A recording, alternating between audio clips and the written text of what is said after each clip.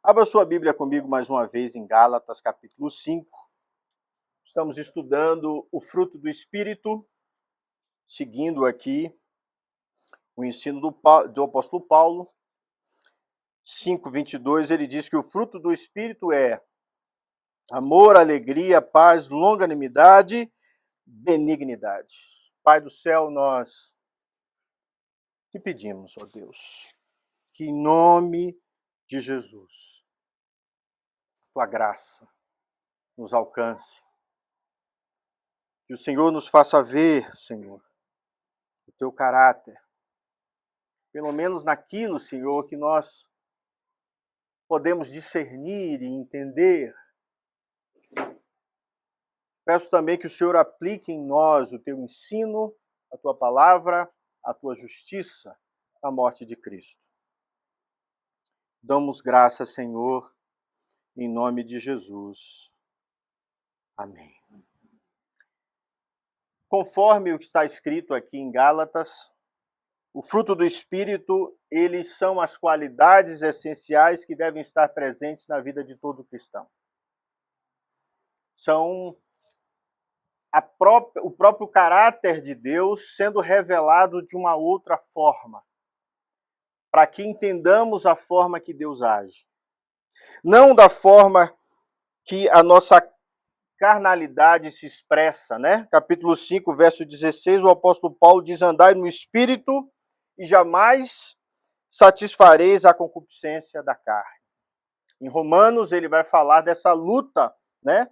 Da carne contra o Espírito e do Espírito contra a carne, desse pendor que para a carne dá para a queda, para o pecado, e o pendor do Espírito que nos dá a fazer a vontade de Deus. Paulo está falando de um desenvolvimento, de um crescimento, de um desenvolvimento. E ele fala aqui também no verso 17, fazendo eco ao que ele escreveu aos Romanos, ele diz: porque a carne milita contra o Espírito e o Espírito contra a carne, porque são opostos entre si, para que não façais o que, porventura, seja do vosso querer. O apóstolo Paulo está dizendo assim: nós somos escravos. E vivemos a escravidão do pecado, vivemos o não ter controle sobre as nossas vontades, sobre aquilo que queremos e desejamos. De outra forma, nós apenas reagimos a essa carnalidade e a queda que nos afasta de Deus. O Espírito Santo é o poder e a força que transforma os homens e faz com que eles vivam segundo a vontade do Pai que nos criou. É como se nós voltássemos à primeira formatação. Deus nos criou para sermos bons, para sermos amorosos, para termos paz, para vivermos de forma longânima, para suportarmos o mundo. Deus nos criou de uma forma maravilhosa. Deus nos criou para sermos benevolentes. Deus nos criou para termos benignidade, para sermos benignos, para sermos bons, para sermos justos.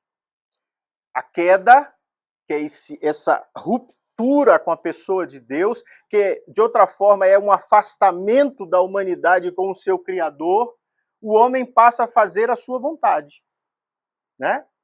Até filósofos ateus falam que o homem é a única criatura no mundo que não quer ser aquilo que ele é, né? Albert Camus que fala isso.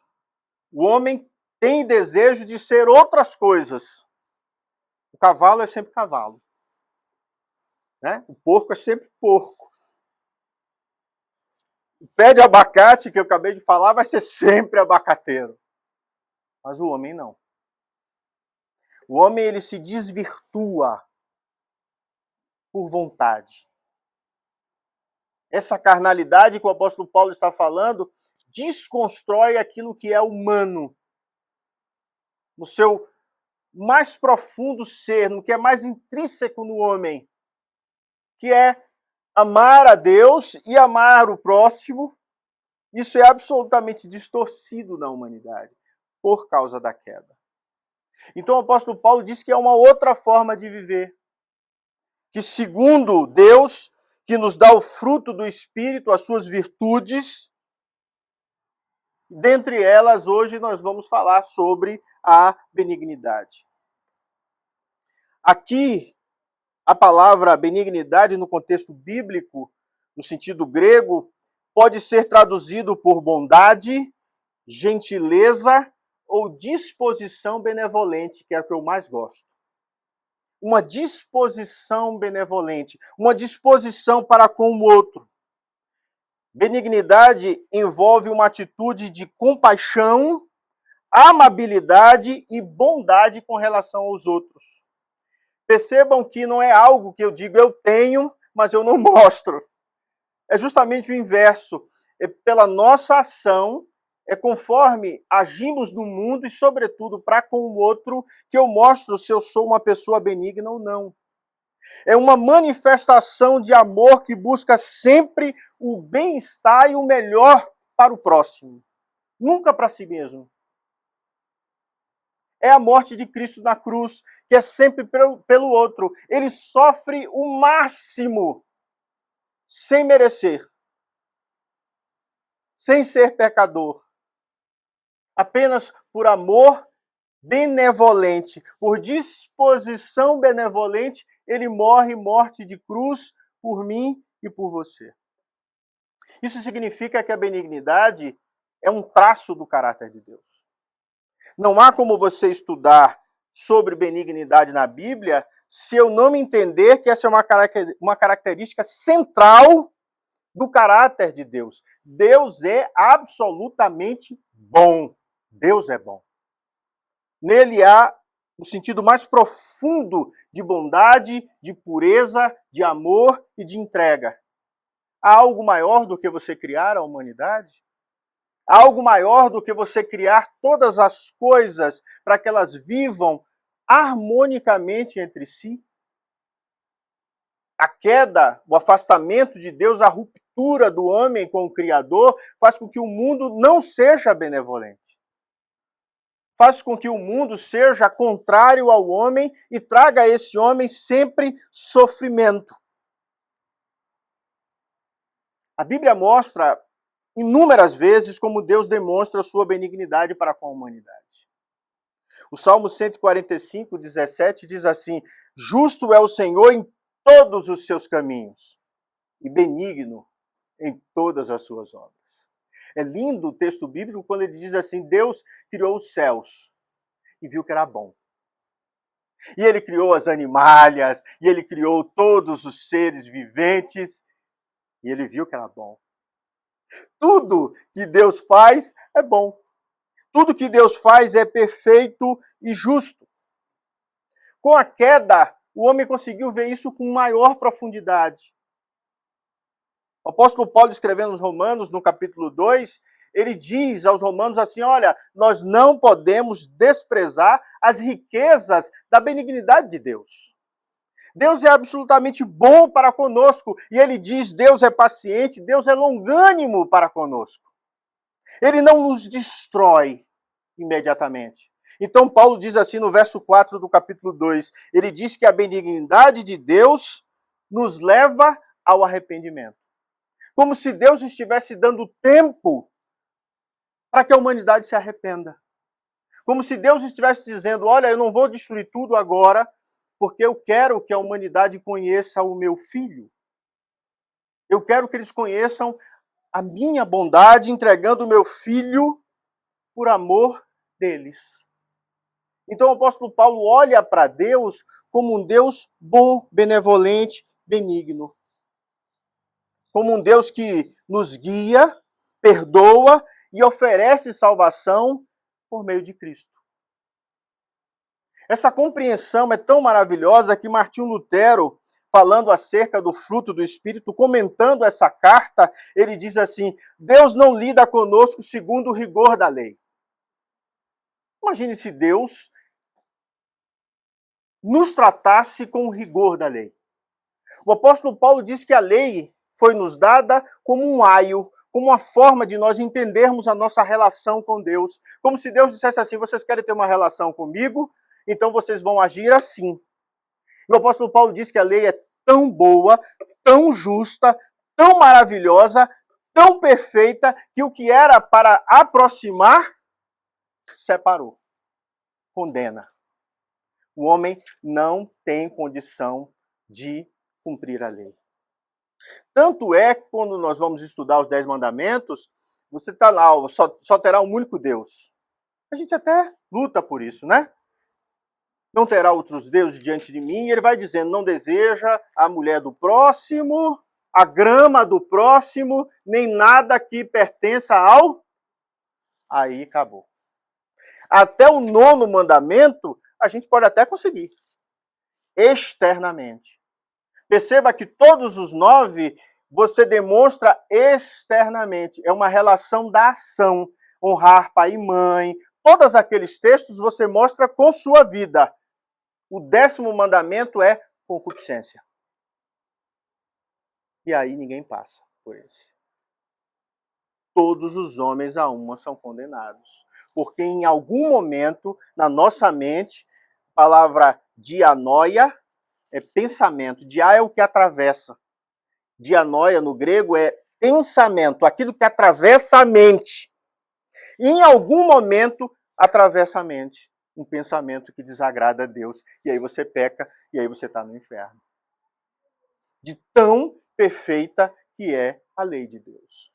Então eu preciso entender que Deus não lida comigo conforme, e sumiu tudo, conforme a lei. Mas ele olha para nós conforme a sua misericórdia, conforme a riqueza da sua benignidade e misericórdia. A relação com Deus é assim, eu tenho uma lei muito justa, eu vou mandar o meu filho para cumprir por vocês. Vocês merecem o inferno e cruz, eu vou mandar meu filho para receber a minha ira e a morte de cruz. Vocês merecem viver separados de mim, mas eu vou trazer o meu filho que vai trazer vocês de volta. A linguagem é sempre benigna. A linguagem é sempre eu vou dar a vós. Então, Lutero diz assim, é por isso que devemos nos tratar uns aos outros com bondade e paciência, assim como Deus tem sido benigno conosco. A benignidade no homem é sempre um reflexo do caráter de Deus. É sempre aquilo que o próprio Deus é. John Knox, o líder da Reforma Escocesa, ele diz, Deus, em sua benignidade, nos chamou das trevas para a sua maravilhosa luz. Como recipientes dessa graça, somos chamados a mostrar benignidade uns aos outros, refletindo o caráter do nosso Salvador em todas as coisas. Os que são de Deus, agem como Deus. Os que pertencem a Cristo e o amam, cumprem a sua palavra. Não são julgadores, porque com a força que julga somos julgados. Somos misericordiosos, somos benevolentes, somos benignos. Uma das características, Lara sabe que eu sempre falo, já devo ter falado aqui, para mim a maior marca de alguém que pertence a Deus é a misericórdia.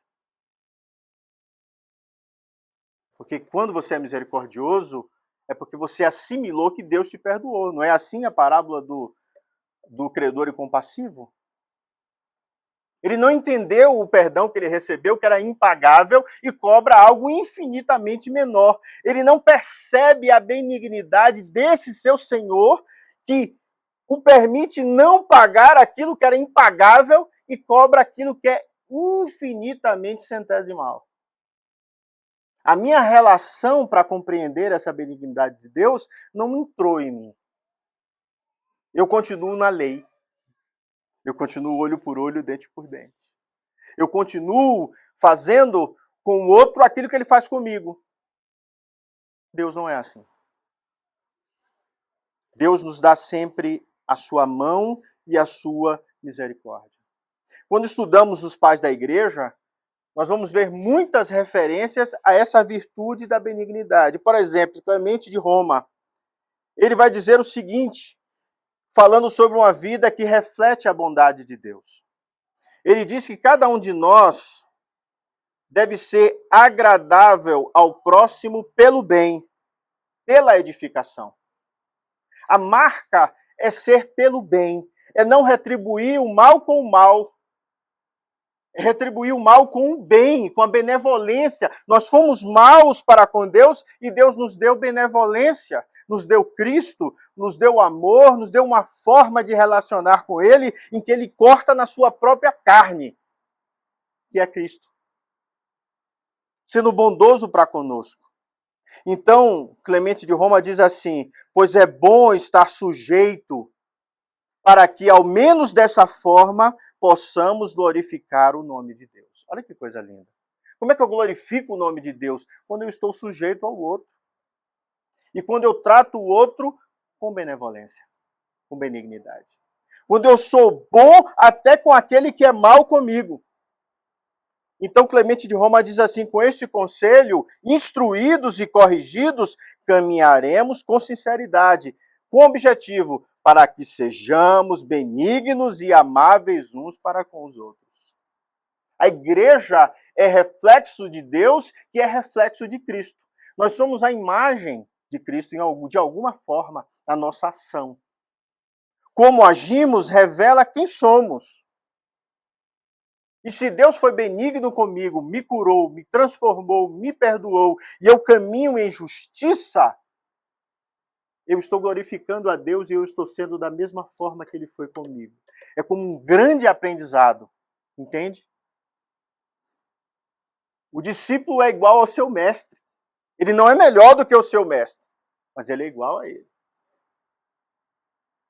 Tem a mesma bondade, a mesma misericórdia, a mesma forma de agir com o outro.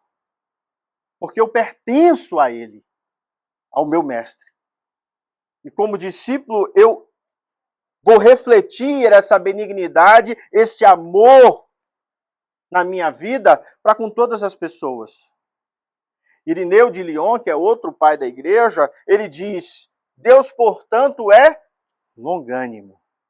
E nós aprendemos na semana passada, Deus suporta o máximo, pois deseja que nós, pela continuação da nossa existência no mundo, tendo-nos algum tempo para a prática da benignidade, sejamos capazes de obter a imortalidade.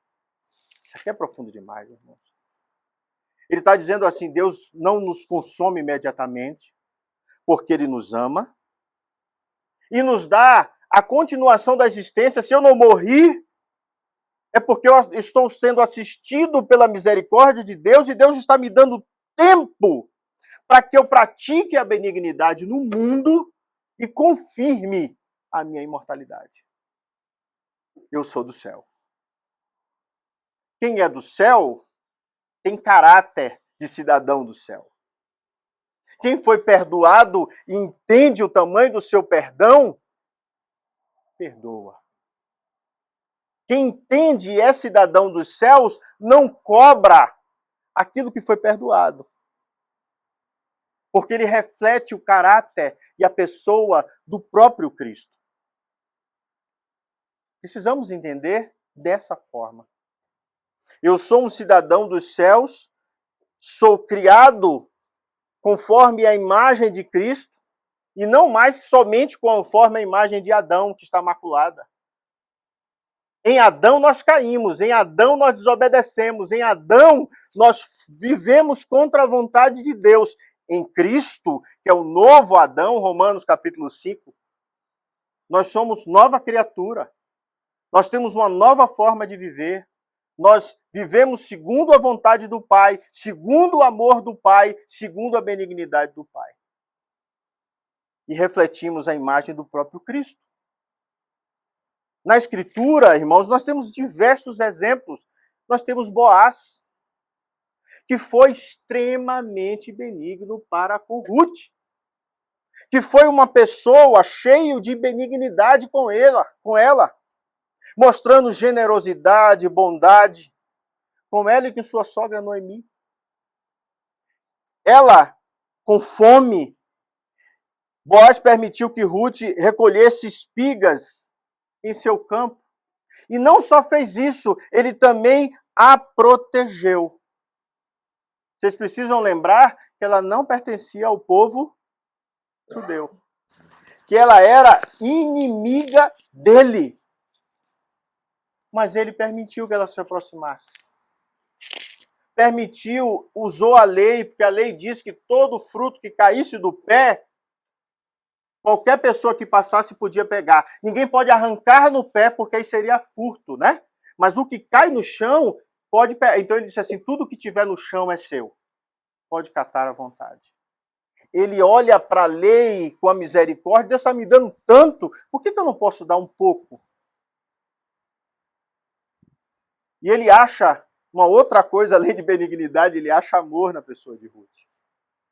O que nós precisamos entender é que, quando olhamos para a parábola do bom samaritano, Jesus está nos mostrando diretamente como um clássico da benignidade. Ele mostra um homem que tem compaixão e cuidado por um outro homem assaltado e caído à beira da estrada. Só que aquele homem que está caído é um judeu. E ele me odeia. Quem é o próximo, Jesus? O próximo é o samaritano, que vocês odeiam, que é impuro, que tem culto impuro e que vive uma vida que vocês, judeus, entendem que não é a vida de Deus. Mas há uma forma de viver no mundo. E esse homem reflete essa benignidade. Enquanto vocês passam ao largo do caído, enquanto vocês, até o religioso, o levita, todos, o sacerdote, todos aqueles que passam por essa pessoa, há um que olha e sente misericórdia. Aliás, só um parêntese, um evangélico acabou de criar uma lei, foi a votação em São Paulo, que não se deve dar comida a ninguém. Vocês viram isso, não? Foi um evangélico que criou isso. Nós sabemos que as pessoas de rua em São Paulo virou um problema da cidade. Mas há outras formas, não se nega comida. Percebe? Onde está a benignidade? Eles não merecem. Bendito seja Deus, eles não merecem, mas têm fome. E eu preciso dar de comer. A nossa relação com o ensino de Cristo precisa estar ligado a cuidar das feridas do outro. Precisa me levar a ser hospitaleiro. Precisa me levar a pagar, até se necessário, a recuperação do outro. Isso é evangelho. A minha aproximação com o outro tem que ser segundo Jesus Cristo, que é o exemplo supremo de benignidade. Ele é aquele que demonstra bondade e compaixão durante todo o seu ministério terreno.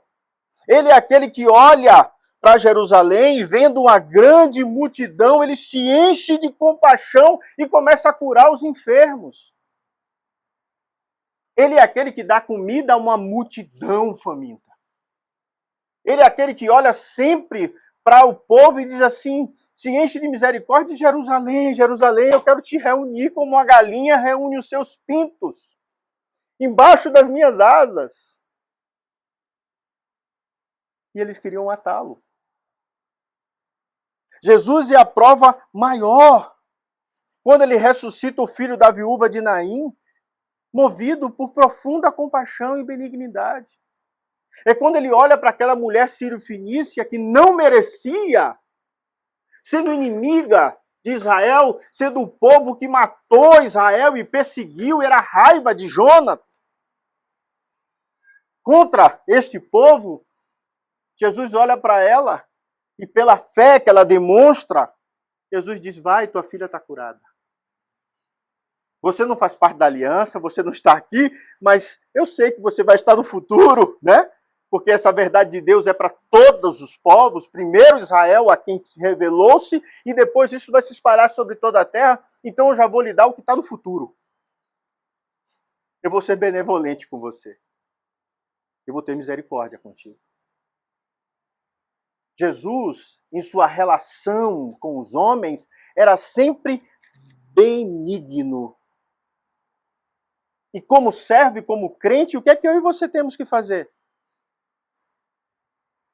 Eu preciso desenvolver essa virtude do Espírito Santo. Eu preciso ser benigno em minha vida, nos meus atos, nas minhas relações com o mundo, na minha relação com o próximo. Isso precisa ser talhado no meu caráter. Isso tem que ser uma marca distintiva na minha vida, mostrando que eu pertenço a Deus e que eu sou, de fato, um cidadão dos céus e tenho imortalidade em Cristo, porque eu creio nele. Isso é necessário na vida dos cristãos. Eu preciso aprender profundamente a ser benigno. Isso é uma marca de Cristo, isso é uma marca de Deus.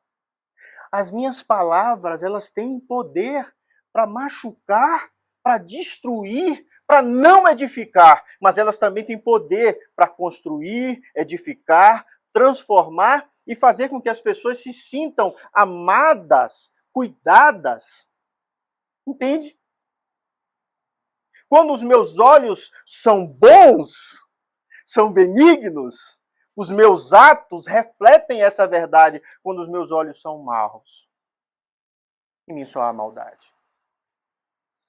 Eu não consigo fazer com que o outro seja tudo que ele precisa ser. O apóstolo Paulo, escrevendo aos Efésios, no capítulo 4, ele diz: não saia da vossa boca nenhuma palavra torpe, mas só o que for boa para promover a edificação, para que dê graça aos que a ouvem. As pessoas pegam essa palavra torpe e acham que é palavrão, né? Palavrão é uma questão de educação. Palavra torpe é o que destrói. É quando você vira para alguém e diz assim: você não presta, você é igual a seu pai, você é igual a sua tia não sei quem, você não presta, você é mau. E aí quando você diz isso, você está desconstruindo a pessoa, você está destruindo todo o seu caráter. Isso é uma palavra torpe. Isso é uma palavra que humilha. E essa imagem, porque nós somos a imagem daquilo que ouvimos e aprendemos. Até você chegar na maturidade para saber quem você é e alguém disser alguma coisa desse tipo e você dizer: não, eu sei quem eu sou. E isso não lhe ofender, você já está adulto. E muitas vezes ferido e acabado. Acreditando nessas mentiras. Então, da minha boca tem que sair aquilo que é bom para edificação, para transformação, para talhar o caráter, para fazer com que a outra pessoa se sinta bem e feliz no mundo. Porque é para isso que nascemos. Não essa felicidade mundana, mas a felicidade de Deus, a alegria de Deus, como nós aprendemos, que é um eco, né, dessa alegria que Deus tem e que nos enche, e eu chego a me arrupiar de alegria, de que Deus nos cobre com a sua benignidade, com a sua alegria, com o seu amor, com a sua paz. E isso reflete na minha relação com o outro.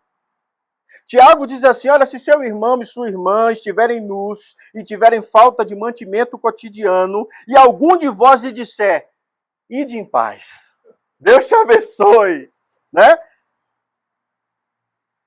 Aquietai-vos e fartai-vos. Com o quê? Se aquiete-se e tenha fartura, né? Com o quê? Aí Tiago diz assim: se não derdes as coisas necessárias para o corpo, que proveito você vai tirar disso? Qual é o proveito que você tem se você não sabe cuidar daquele que necessita?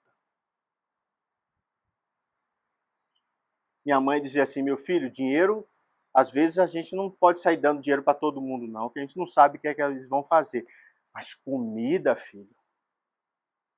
Minha mãe dizia assim: comida não se nega a ninguém. A ninguém. Porque é uma marca. Eu posso sentir fome. Eu não quero que ninguém sinta fome. E quem sentiu fome, eu louvo a Deus, já falei para vocês, eu louvo a Deus porque eu já senti fome. Eu já passei 5 dias comendo na rua, comendo folha, comendo planta, comendo fruta, porque não tinha nada em casa. Minha mãe fazia um mingauzinho só de farinha. E a gente comia aquele mingauzinho ali, só tinha isso. E ai daquele que reclamasse. Eu louvo a Deus. E eu passei dentro de um bairro de classe média, que era o Jardim Baiano, em Salvador. Então nós morávamos num bairro de classe média alta, né? Os meus amigos eram donos de empreiteira, dono de empresas de colocar poste em Salvador, os pais engenheiros, todo mundo muito bem. Meu pai era funcionário da Petrobras. Meu pai vai embora de casa e deixa minha mãe sem nada. E naquele primeiro momento, os filhos eram pequenos, nenhum trabalhava e ele obrigou minha mãe a não estudar. Então minha mãe só tinha a 7ª série. Casou com 16 anos. Então minha mãe teve que voltar a estudar, e esse tempo de voltar a estudar, de fazer magistério, né? E depois de fazer todos os outros cursos que ela fez, proteção do trabalho, várias outras coisas que ela fez, até esse momento dela ser inserida novamente no mercado de trabalho. Mas eu louvo a Deus, porque foi ali que eu aprendi o preço de ser benigno, de ser bom. De eu estar na rua e o amigo disser assim, você está com fome? Eu dizer, tô. Pegue para você um hambúrguer, um acarajé, o que fosse. Eu dizia, não, eu vou levar para casa. Sabe por quê? Porque cortava. Dividia para 4, mas minha mãe. E os amigos já sabiam, dizer assim, não, faz um para ele levar e faz um para ele comer agora. Ah, como foi bom. Como eu tive amigos benignos, meu amigo Augusto Pasqualino, aquela coisa de comprar, hoje a gente não faz mais isso, né? Mas a gente comprava roupa uma vez no ano, não era? A gente ia no final do ano para comprar roupa de Natal, roupa de Réveillon, né? E ele dizia, vamos comigo. Ele escolhia uma camisa, gostou, eu falei, bonita. Eu fiz assim, escolhe uma para você. Eu louvo a Deus porque eu vi nos meus amigos e nas minhas relações, né? Tem um amigo chamado Luiz, que faleceu há pouco, dele viajar comigo e dizer assim, bora, João. Eu fiz assim, eu pago toda a sua viagem, pode ficar tranquilo. Então eu viajei, eu conheci lugares, eu andei com os meus amigos, todos muito bem, graças a Deus. E todos, um dizia assim, hoje João é meu. Ou era Páscoa, ou era Luiz, ou era... Um deles dizia, hoje João é meu. Hoje, eu não era crente lá. O Senhor me chama aos 24 anos. Hoje, eu sei o que era aquilo. Eu sei o que era aquilo. Benevolência de Deus, benignidade de Deus, cuidando de mim na minha vida. Me talhando para que hoje eu pudesse sentar com vocês e ensinar o Evangelho. Como é que eu vou falar de fome se eu nunca tive fome? Como é que eu vou falar de dependência se eu nunca dependi? Como é que eu vou explicar as coisas de Deus se eu não sei o que é isso? A melhor coisa do mundo é quando a gente passa na carne. Que a gente tem aqui, ó, sentiu aqui, ninguém sente a dor do outro, tá? Isso é uma compreensão epistêmica. Eu não tenho como sentir a sua dor, é impossível. Eu posso ter a empatia de tentar compreender, mas se eu passei por algo parecido, eu já estou mais próximo para entender a sua dor. E Deus faz isso com a igreja. Deus te talhou para isso. Deus te fez para que você fosse assim para com os outros. João Crisóstomo diz o seguinte: nada é mais frio do que um cristão que não cuida da salvação dos outros. Não pode haver desculpa para tal. Você é um servo de Deus. Você foi tornado filho de Deus e não possui compaixão ou benignidade? Não pode ser isso justificado. Entende? Olha como os pais da igreja tratavam a questão da benignidade. O do cuidar, o do fazer pelo outro, do amar ao outro, do aprender a dividir, que não é uma coisa fácil. Ainda mais no mundo que nós vivemos hoje, que é completamente diferente do mundo do passado. Completamente diferente. Nós precisamos entender que a benignidade também deve estar, tem que estar dentro da minha vida com relação ao perdão. Eu tenho mais várias outras coisas, mas não vou falar sobre, só vou falar agora sobre perdão, rapidamente. Porque a benignidade mostra no meu caráter como eu devo ser. O apóstolo Paulo, escrevendo aos Efésios, ele diz: antes sede uns para com os outros benignos, misericordiosos, perdoando-vos uns aos outros, como também Deus vos... Entende a parábola do credor incompassivo? Entende porque Jesus tinha que deixar esse ensino? Porque nós sempre fazemos o contrário. Então, o que é sobrenatural é criar em nós uma mentalidade que seja boa, que é transformar a minha mente, transformar os meus valores, transformar os meus princípios para que o outro esteja na minha frente. Considerai, pois, os outros sempre superiores a vós mesmos. Imagina Cristo, o homem que criou as estrelas, que criou o sol, todas as galáxias, tirar sua roupa toda, ficar nu, colocar uma toalha na cintura e sentar. E eu nem sei se colocou essa toalha, tá? Foi lá, nu, e lavar os pés num serviço aos discípulos. Para e pensa. Pensa na cena que para nós, às vezes até parece ridícula. Mas no fundo, vai mostrar o amor, porque aquele é o serviço de um escravo que lavava o pé. E Jesus se faz escravo, se faz servo para limpar os nossos pés, numa imagem ali mostrando que ele limpa as nossas vidas. Que ele cuida de nós e que faz isso por misericórdia.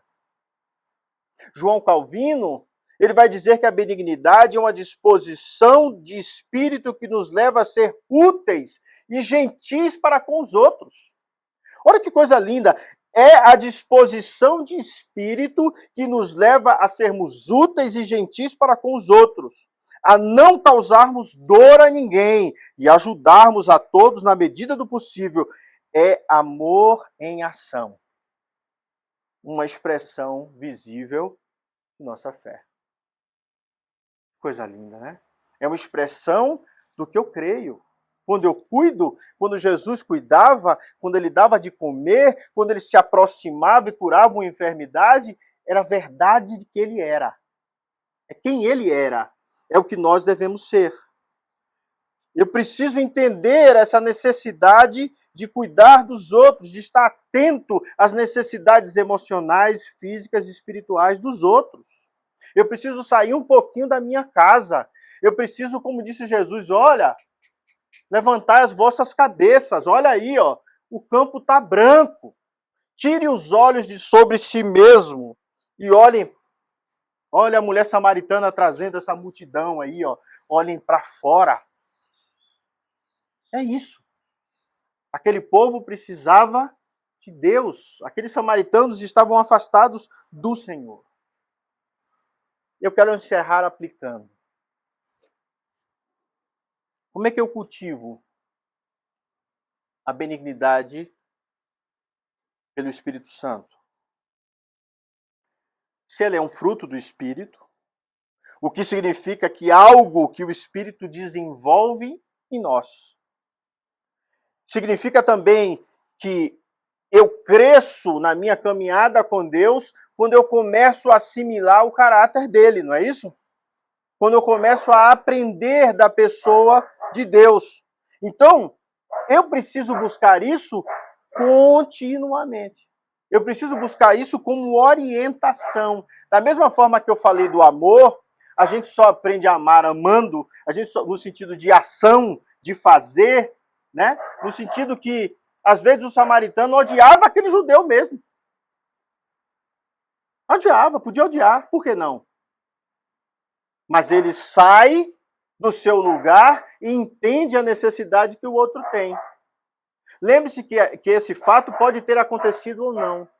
Jesus mostra como uma parábola para dizer assim, não importa o que você pensa, não importa o que está no seu coração, importa o que você tem que fazer. E se o outro precisa, você está obrigado a fazer. Entende? Então, isso é um exercício. Jesus disse assim em João 15, permanecei em mim, e eu permanecerei em vós. Como a vara de si mesma não pode dar fruto, se não permanecer na videira. Eu não tenho como ser benigno se eu não pertencer a Deus. Como é que eu permaneço em Cristo? Ele é a videira, nós somos os ramos. E como eu pertenço a Deus, Jesus diz assim, quem está em mim e eu nele, esse dá muito fruto, porque sem mim, nada podeis fazer. Deus está dizendo assim, encontre um caminho de transformar quem você é. Aprenda a ser benigno. Aprenda a construir esse caráter. Agostinho de Hipona, no seu livro Confissões, no capítulo 13, disse uma coisa que ficou entranhada na minha cabeça. Ele diz, a verdadeira benignidade não é aquela que é conhecida somente dos homens, mas aquela que é fruto do Espírito Santo, o qual é amor. Lembra que eu disse que o amor é a casca da tangerina? Lembra que o amor a tudo encapsula? Todas as outras virtudes advêm do amor? É isso que Agostinho está dizendo. Se eu não tenho benignidade, se só os homens conhecem, tem alguma coisa errada porque eu posso estar fazendo isso somente para fora, né? A minha relação precisa ser verdadeira. E por fim, Zwinglio, o reformador suíço, diz o seguinte, ele diz que a benignidade é uma expressão do amor de Deus em nós. Olha que coisa linda. Não é sua. Aí você diz assim, mas eu conheço o ímpio, que é extremamente benigno. Louvado seja Deus. Ele é a imagem e semelhança de Deus. E ainda pode haver nele resquícios desse caráter verdadeiro, que está distorcido, mas ainda tem benevolência lá. E nós todos somos a imagem de Cristo. Toda a humanidade, porque Jesus é o modelo que toda a humanidade foi feita. Nós não fomos feitos a partir de Adão. Adão é o primeiro que foi feito, mas nós somos feitos a partir de Cristo, porque tudo a partir dele se fez. Ele é o Criador. Jesus é a palavra e o verbo que sai da boca de Deus. Então há na humanidade resquícios, que alguns teólogos vão chamar de graça comum, né? Que ainda está ali, ó, marcas de benignidade. Então ele diz, a benignidade é uma expressão do amor de Deus em nós. E somos chamados, aí agora é os crentes, a sermos espelhos dessa benignidade, mostrando aos outros a mesma compaixão e gentileza que recebemos de Deus. Louvado seja o Senhor. E eu encerro dizendo isso aqui. Não há como sermos servos se não espelharmos a benignidade de Deus. Não há como sermos fruto se de nós não nascem os frutos do Espírito. De uma fonte doce não jorra água salgada. A nossa fonte foi transformada. Nós somos novas criaturas e, portanto, essa benignidade é uma virtude essencial da vida cristã. E eu preciso orar no Espírito e clamar para que Ele encha a minha vida e eu seja impactado positivamente, para que eu possa agir ativamente na minha vida, aprendendo a ser benigno com todas as pessoas ao meu redor. A minha oração é que todos nós possamos buscar sermos canais da benignidade de Deus. Para que as pessoas consigam ver espelhado em nós o que Cristo fez. E como servos, né, Ele trabalhe em nós, no nosso caráter, e nos aperfeiçoe e nos edifique a cada dia, para que eu possa também fazer isso para com os outros, em nome de Jesus. Amém. Vamos orar? Pai do céu, nós te damos graças, Senhor, pela tua palavra, que é viva e eficaz, e mais cortante, Senhor, que uma faca de 2 gumes, porque ela penetra em nós e divide alma, medula, espírito, nos abre, Senhor, totalmente. E eu te peço que essa palavra faça morada dentro de nós, e os nossos passos, os nossos caminhos e aquilo que fazemos reflita, seja um espelho, Senhor, da benignidade do Senhor sobre nós, em nossas vidas. Nós oramos em nome de Jesus. Amém. Recebeu a bênção, queridos, que a paz e a graça do nosso Senhor e Salvador Jesus Cristo, que o amor insondável de Deus, nosso eterno Pai, e as benditas consolações do Espírito Santo sejam sobre vós, aqui no Lago Norte, sobre a Igreja de Cristo espalhada sobre toda a terra, agora e para todos sempre. Amém. Deus os abençoe. Excelente semana a todos.